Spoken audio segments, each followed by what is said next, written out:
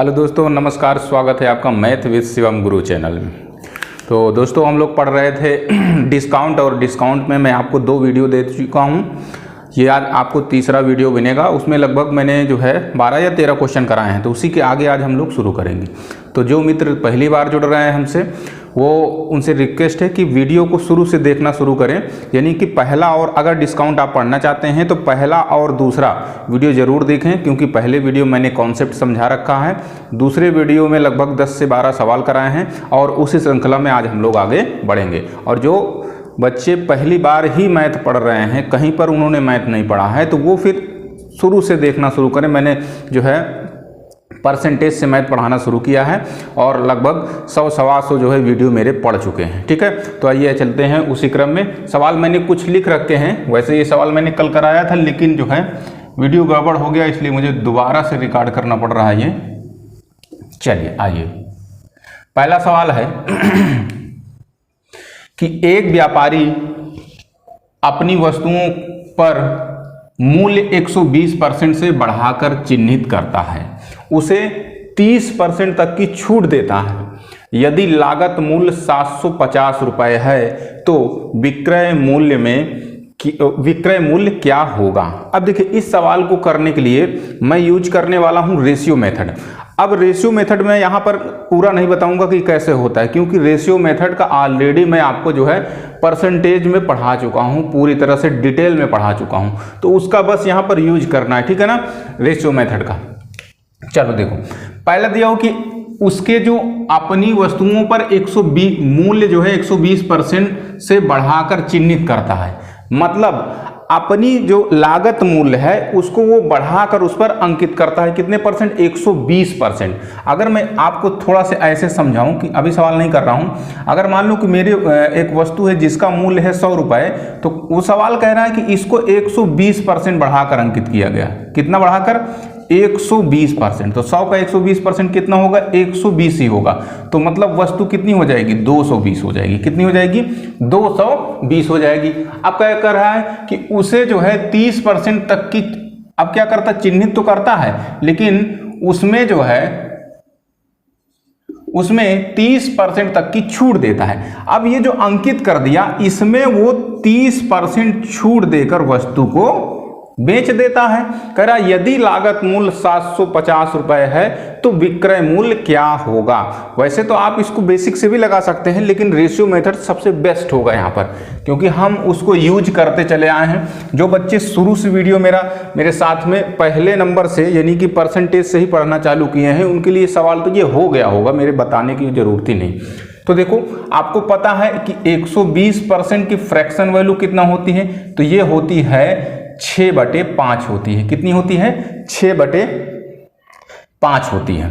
इसी तरह से अब 30% की फ्रैक्शन वैल्यू क्या होती है, तो 30% की फ्रैक्शन वैल्यू होती है 3/10 होती है। कितना होती है?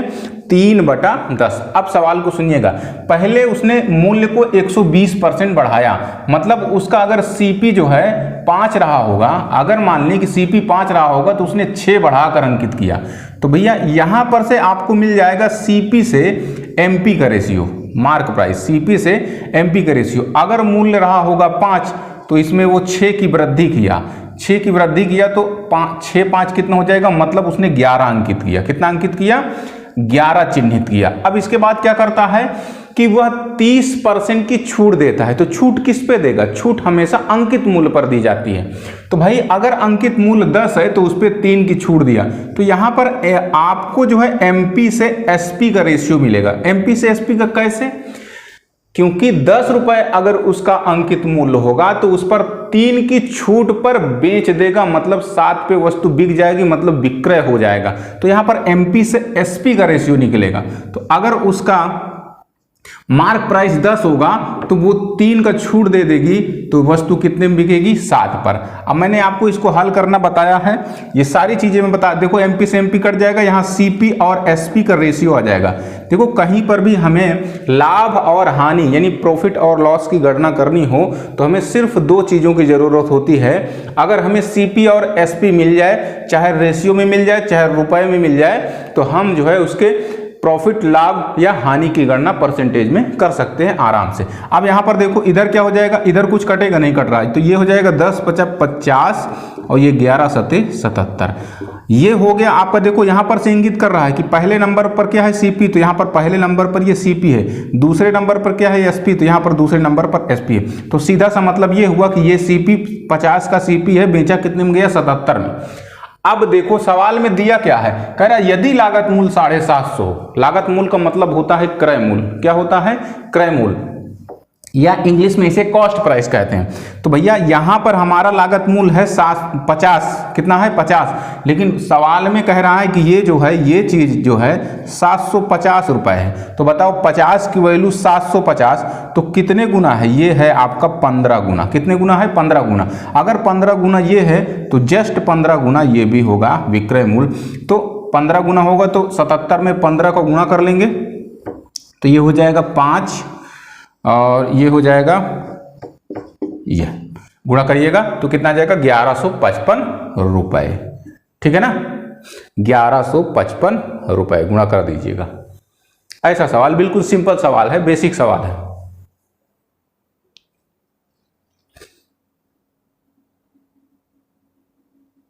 चल अगला देखो, तुरंत उतारिए, शॉर्ट स्क्रीन ले लिया करिए, इतना टाइम नहीं है। चलो देखो,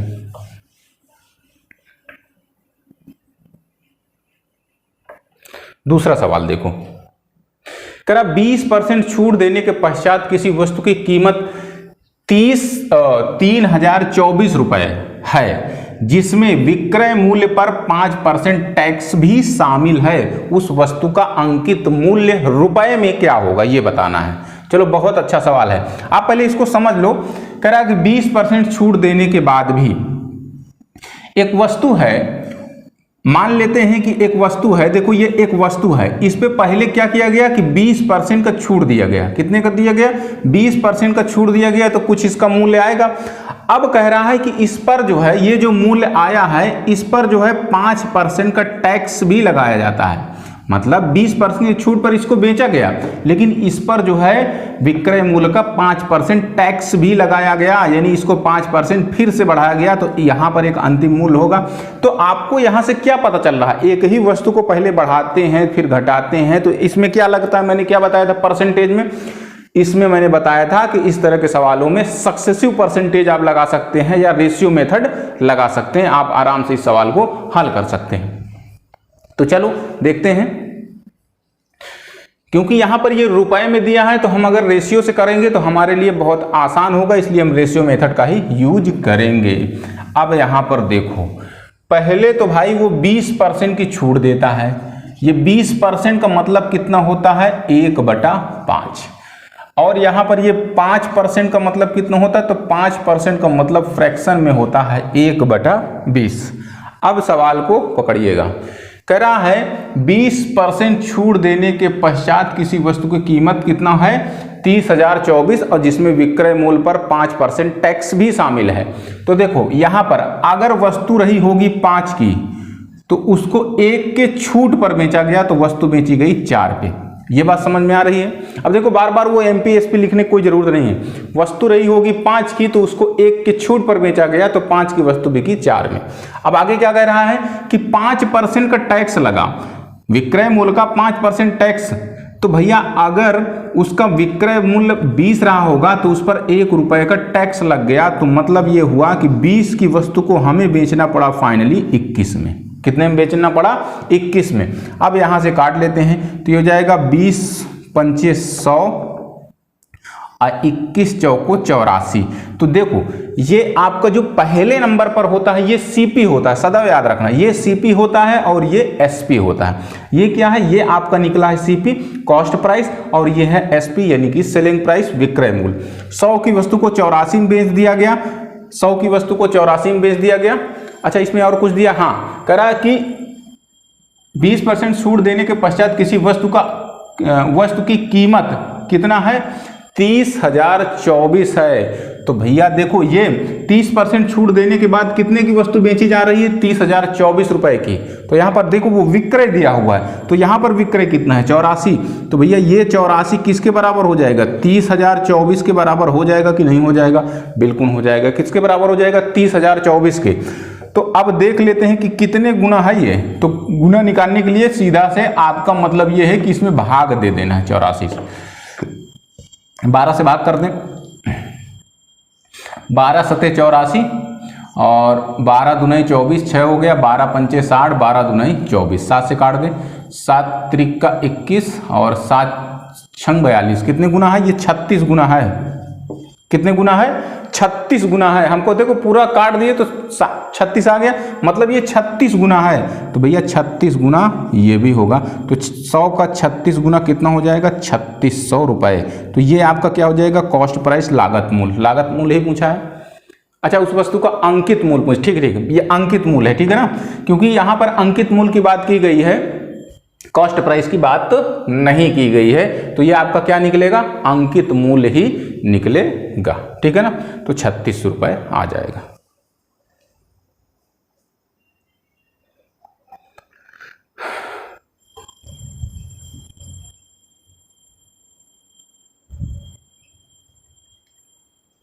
चले अगला।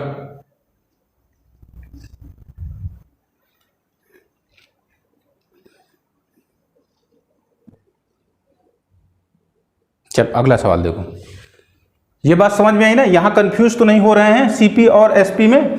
यहां पर ये एमपी का काम करेगा, मार्क प्राइस का काम करेगा, ठीक है ना, और ये आपका एसपी है। ठीक, मैंने आपको बताया ही कि सक्सेसिव परसेंटेज लग रहा है, पहले ही बता दिया था कि सक्सेसिव परसेंटेज लग रहा है। अगर सक्सेसिव परसेंटेज लगता है तो उसमें रेशियो मेथड भी लग जाता है। ठीक, चलो इसको हटाते हैं। तीसरा नंबर देखो, ये बहुत अच्छा सवाल है, ये मेंस का सवाल आया हुआ है, इसको मैंने मेंस से उठाया है। थोड़ा सा इसमें कैलकुलेशन आपको थोड़ी सी करनी पड़ेगी, बहुत ज़्यादा नहीं। तो देखो कह रहा है कि एक टेलीविज़न पर 25% की छूट है।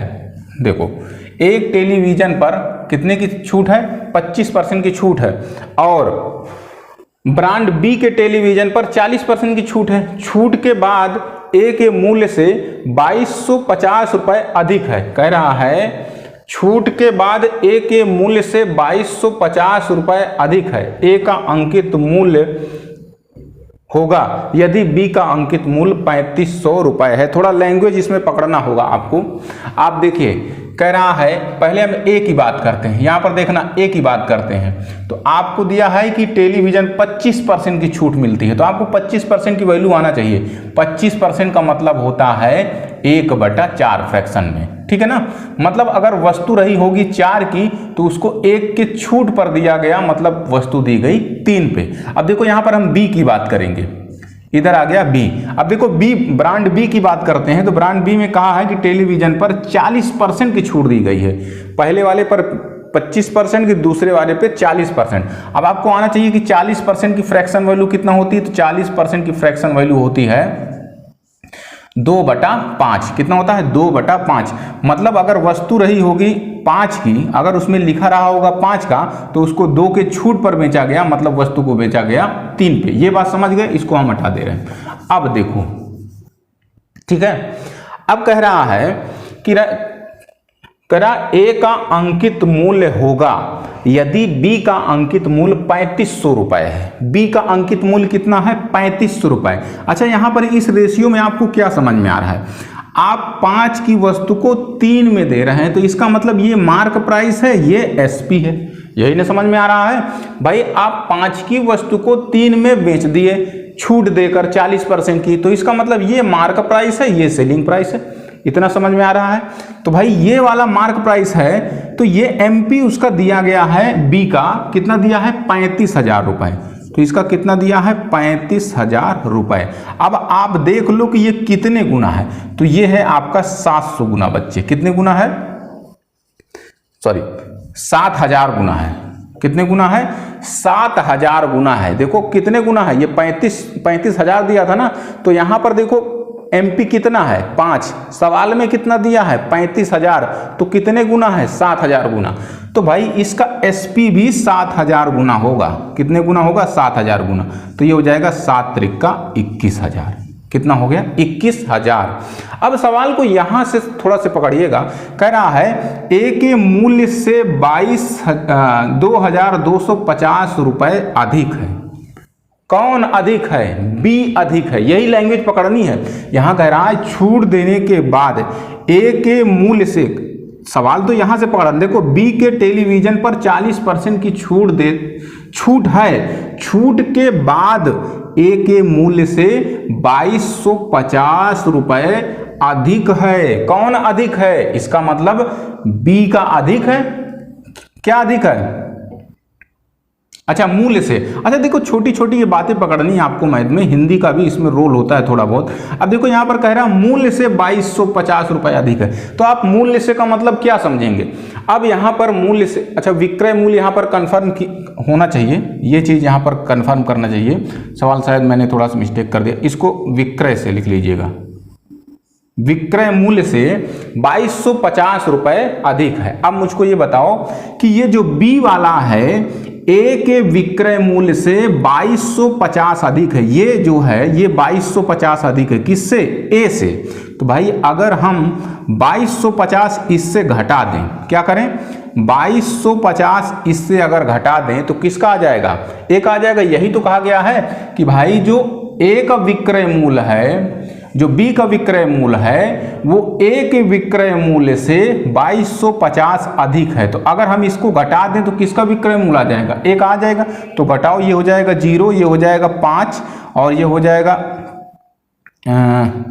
ठीक है, ये हो जाएगा 9, 9 में से 2 गए, ये हो गया 7 और इधर आपका ये कितना हो जाएगा 0, यानी 10 में से 2 गए, हो गया 8 और ये हो जाएगा 1, यानी 18,750।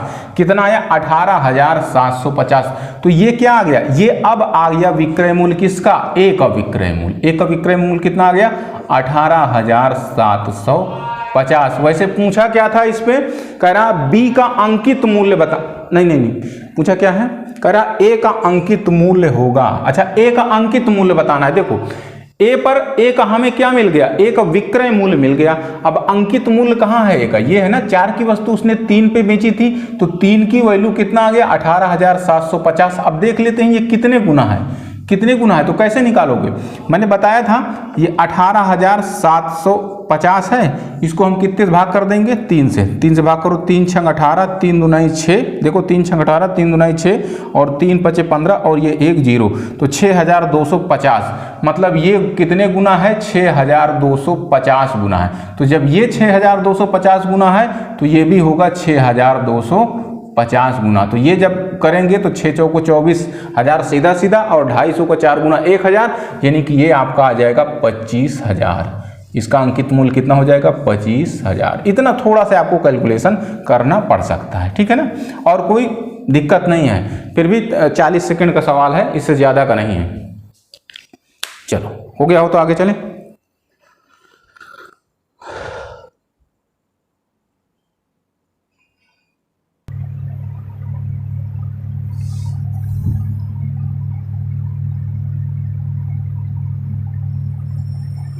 चलो देखो अगला सवाल।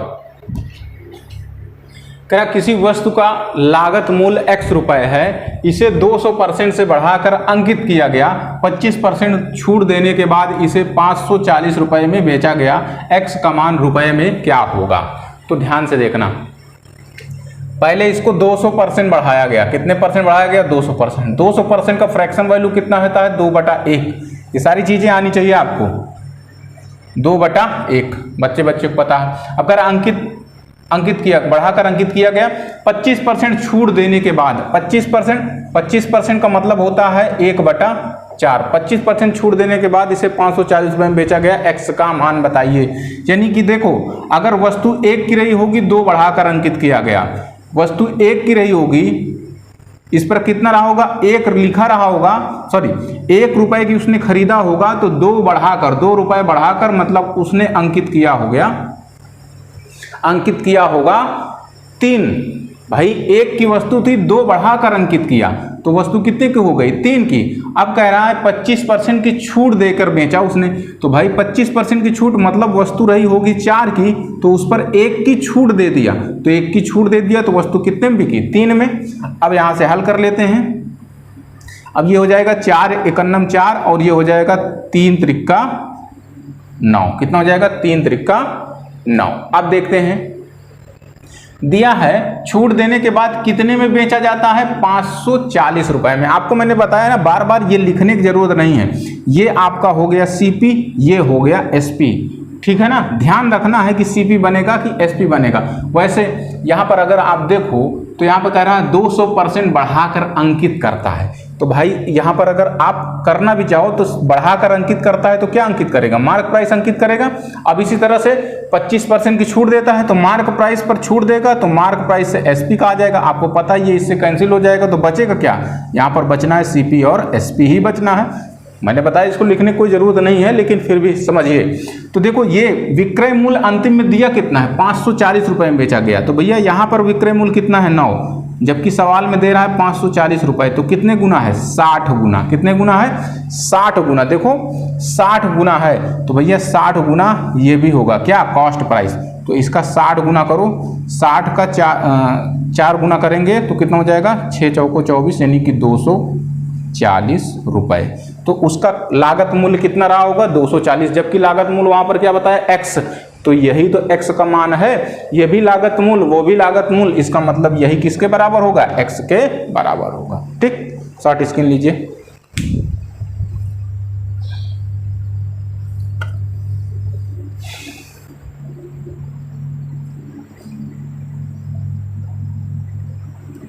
अगला देखो,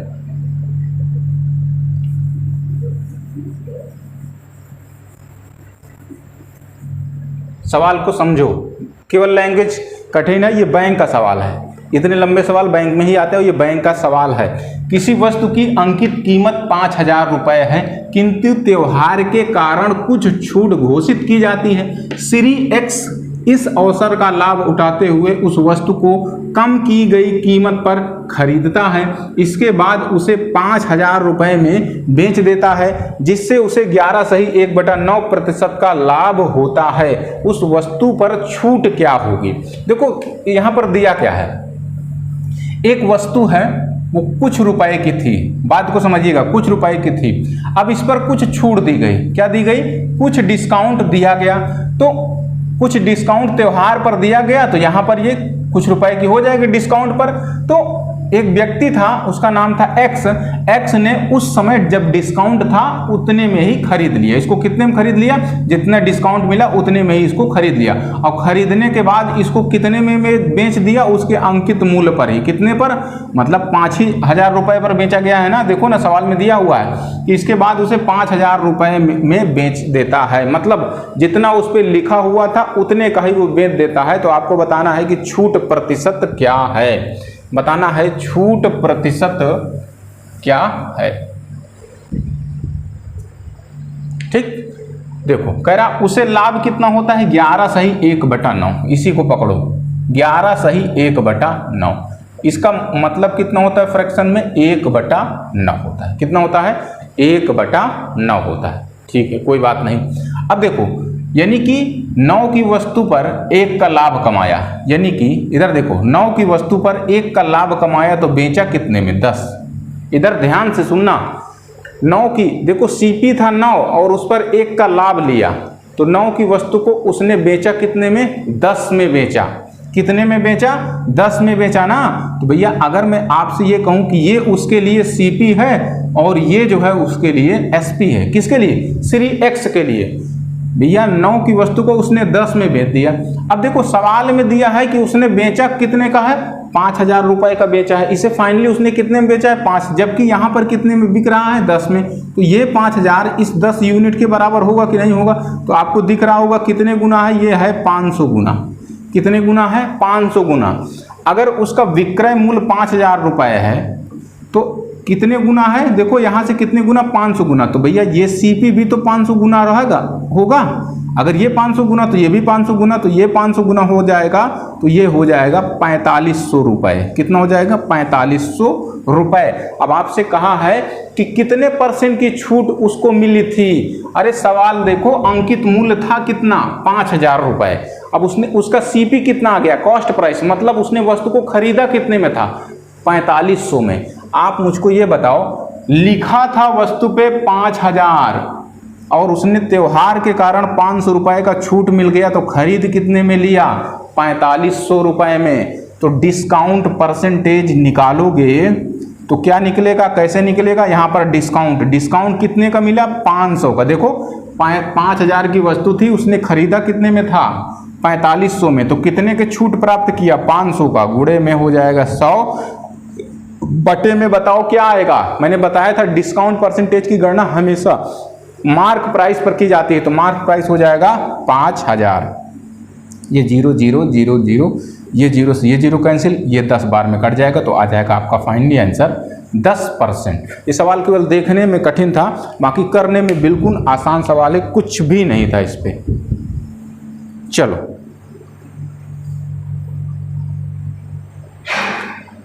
हो गया शॉर्ट स्क्रीन। चल आगे चल।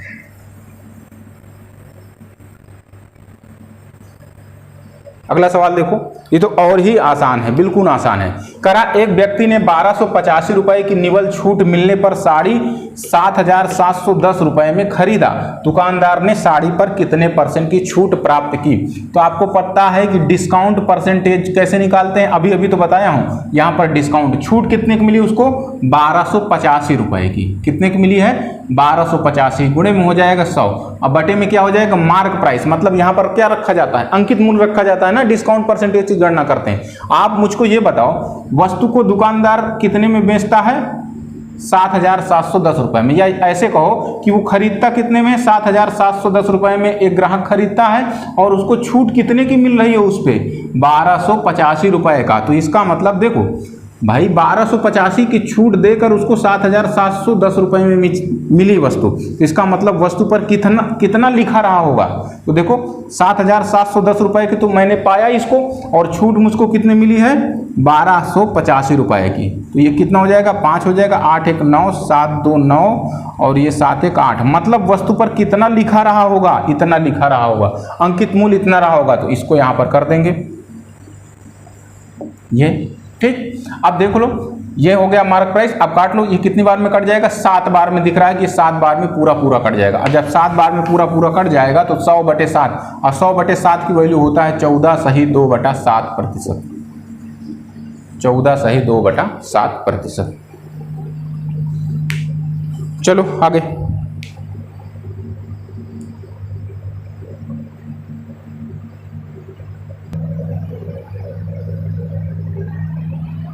चलो देखो आगे। किसी वस्तु का विक्रय मूल्य 882 रुपए है, यदि इस पर छूट 16% की है, ज्ञात कीजिए विक्रय मूल्य कितना होगा यदि अब छूट 28% हो जाए। ध्यान दीजिएगा कि कह रहा है कि विक्रय मूल्य कितना है? 882 रुपए। कब? जब 16% की छूट दी गई। तो अगर मैं मान लूं, अगर मैं सीपी मान लूं 100%, कितना मान लूं? 100%। तो कह रहा है 16% की छूट पर, तो भैया 16% की छूट पर वस्तु कितने की हो जाएगी? 84% की। कितने की हो जाएगी? 84% की। कितने में बिकेगी? 84% पर बिकेगी। जबकि यहां पर कितना दिया है? कह रहा 882 रुपए में बिकेगी। तो क्या आपको ये समझ में नहीं आ रहा है कि ये 84% ये 882 रुपए के बराबर होगा? बिल्कुल बराबर होगा। क्यों? क्योंकि वो भी विक्रय मूल्य है और ये भी विक्रय मूल्य है, ठीक। तो यहां से अच्छा, सवाल में कह रहा है कि यदि अब छूट कितने % हो? 28%। 16% के बजाय अगर छूट कितना हो जाए? 28%। तो मुझको ये बताओ कि जब 16% का छूट है तो वस्तु कितने की है? 882। तो अब कह रहा है कि अगर 28% की छूट हो जाए, 28%, बताओ 16% की छूट थी तो वस्तु कितने में बिक रही थी? 84% में। अगर 28% की छूट हो जाएगी तो वस्तु कितने में बिकेगी? 72% में। 100 में से 28 घटाइए तो 72। तो यही 72% की वैल्यू हमें निकालना है। तो बताओ 84% बराबर इतना का, तो क्या हम 72% का डायरेक्ट नहीं निकाल सकते? तो 72% बराबर हो जाएगा 882 गुणे 72 को हमें निकालना है, बटे में आ जाएगा 84, ठीक है ना। परसेंटेज से परसेंटेज कट जाता है ऊपर नीचे, उसको रखने की जरूरत नहीं। 12 सत्ते 84, 12 छंग 72, 7 से काट दीजिए, 7 एकन्नम 7 और 7 दूनी 14, 7 छंग 42, 7 छंग 42, तो 6 तो सीधा सीधा हो गया, 25 छक्का 150, 750 और 6 कन्नम 6, 756, कितना जाएगा गुणा कर लीजिए। देखो 6 छंग 36 की 6 दूने 12, 12 3 15 और 6 कन्नम 6 1 7, तो कितना आ गया 756 रुपए की वस्तु बिकेगी। ठीक, छापो जल्दी से, हो गया। चलो आगे, कपड़ा कहाँ गया भाई?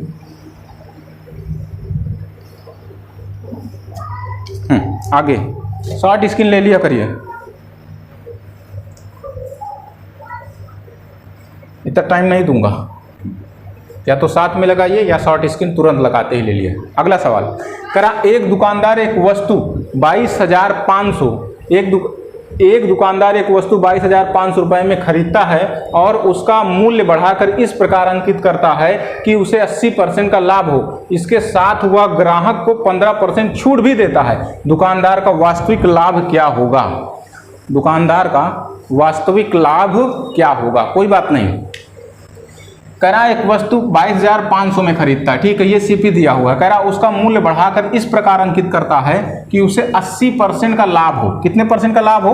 80%। तो सीधा से मतलब है कि 80% को आपको पता होना चाहिए फ्रैक्शन वैल्यू।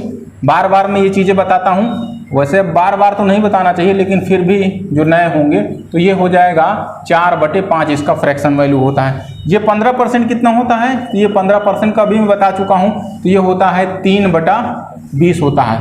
कितना होता है? 3/20।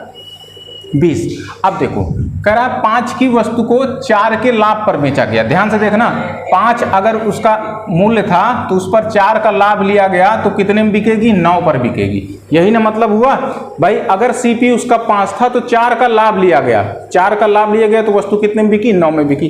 अब क्या है कि अगर सीपी उसका 20 था, अगर सीपी उसका 20 था तो 3 की छूट दी गई तो वस्तु कितने में बिकी? 17 में बिकी। वस्तु कितने में बिकी? 17 में बिकी। अब देखो, अब यहां पर क्या आएगा? सीपी से एसपी का रेशियो आ जाएगा, तो यहां पर देखो गुणा करेंगे आपस में, तो ये कितना हो जाएगा? 20 पंचे हो जाएगा 100। कितना हो जाएगा? 20 पंचे 100। अब ये क्या आ जाएगा? ये हो जाएगा 153।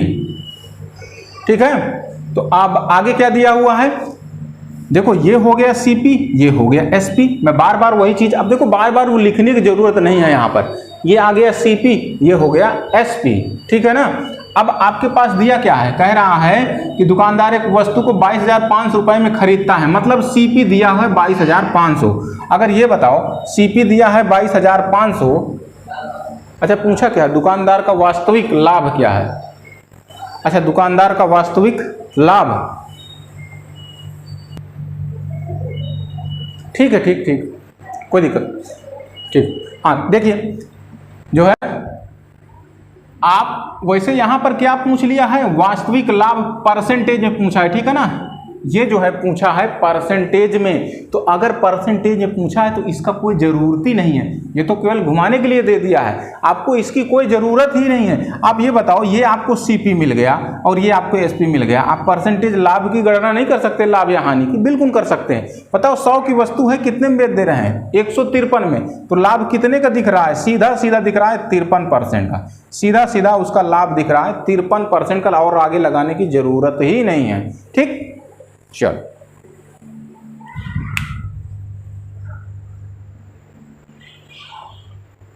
हो गया। आगे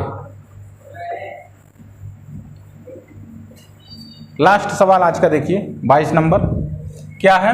रवि किसी वस्तु का अंकित मूल्य उसके क्रय मूल्य से 35% बढ़ाकर अंकित करता है, ठीक है भाई, और उसके साथ 22.22% की छूट भी प्रदान करता है। ओके, उसका लाभ ऑब्लिक हानि प्रतिशत क्या है? अब आपको डिसाइड करना है लाभ होगा कि हानि होगा। आप पहले देखिए, 35% बढ़ाकर अंकित करता है, तो मैं बार बार वही चीजें यूज करता हूं रेशियो मेथड, तो 35% का फ्रैक्शन वैल्यू होता है 7/20। कितना होता है? 7/20। और ये 22.22% का वैल्यू होता है 2/9। कितना होता है? 2/9। ये सारी चीजें मैंने बता रखी हैं परसेंटेज में, यहां पर नहीं, परसेंटेज में सारा चीजें बता रखा हूं। मुझे अब ये सिखाने की जरूरत नहीं है। जो नए बच्चे हैं वो शुरू से देखना शुरू करें वीडियो। तो अब देखो 35, देखो पकड़िएगा, 35% बढ़ाकर अंकित करता है, मतलब 20 की वस्तु पर उसने अंकित कितना कर दिया? 27। देखो 20 की वस्तु पर 7 बढ़ाकर, तो 20 की वस्तु पर 27 अंकित कर दिया। अब क्या हुआ कि 22.22% की छूट देता है, मतलब 9 की वस्तु पर 2 की छूट दिया। 9 की वस्तु पर कितने की? 2 की छूट दे दिया, तो वस्तु बिकेगी कितने में? 7 में। बताओ, 9 की वस्तु थी, 2 की छूट दे दिया, तो वस्तु कितने में बिकेगी? 7 पे। अब देखते हैं भैया, ये सीपी से एसपी का रेशियो आएगा, किससे आएगा? सीपी से एसपी का रेशियो आता है। इधर की चीज आप लिखिए चाहे ना लिखिए, अगर लिखना चाहते हैं तो लिख भी सकते हैं। देखो ये वाला जैसे क्या दिया था, 35% बढ़ाकर अंकित करता है, तो मतलब सीपी का ये एमपी से रेशियो बनेगा। यहां पर क्या बनेगा? बढ़ाकर अंकित करता है तो अंकित मूल ही तो अंकित करेगा। अब कह रहा है छूट देता है, कितने की? तो छूट किस पे देता है? अंकित मूल पर। तो एमपी से एसपी का रेशियो आ जाएगा। कितना आ जाएगा? एमपी से एसपी का। आपको पता है ये कट जाते हैं और ये यहाँ पर बचता है सीपी और एसपी। इस चीजों को ध्यान रख। अब देखो तिर्यक काट देते हैं, 9 त्रिका 27, तो ये हो जाएगा 20। देखो 20 एकन्नम 20 और ये 7 त्रिका 21। यानी कि देखो वस्तु थी 20 की, बेचा कितने में? 21 में। तो कितने परसेंट का लाभ दिख रहा है? देखो 1 का लाभ दिख रहा है, कितने में? 20 में। तो परसेंटेज लाभ होगा यहाँ पर, तो प्रतिशत लाभ बराबर हो जाएगा, 1 का लाभ है गुणे में हो जाएगा 100 बटे में क्रय मूल। क्रय मूल कितना यहाँ पर शो कर रहा है? 20, तो हो जाएगा 20। 20 से काट दो, 20 पंचे 100, तो लाभ कितने को हो जाएगा? वास्तविक लाभ उसका 5%। लाभ हो जाएगा 5%। ठीक है, चलिए इस वीडियो में यहीं तक रखते हैं। अगले वीडियो में आपको जो है यहाँ 22 तक सवाल हो गए हैं, अगले वीडियो में आपको 32 तक कराया जाएगा। हर वीडियो 10 क्वेश्चन लेके आएंगे, ठीक है ना? और हर प्रकार के हर वैरायटी क्वेश्चन आपको कराने की कोशिश की जा रही है। ठीक, ओके।